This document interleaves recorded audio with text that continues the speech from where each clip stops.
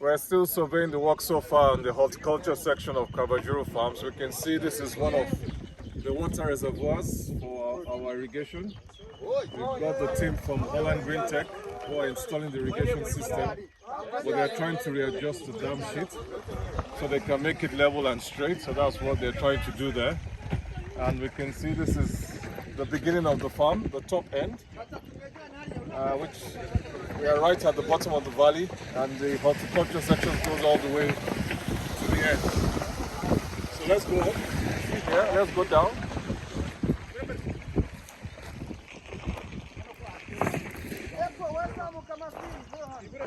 So we can see here the raised beds and the drip lines that have been installed, and also we're intercropping passion fruit with habanero chili, which has been transplanted.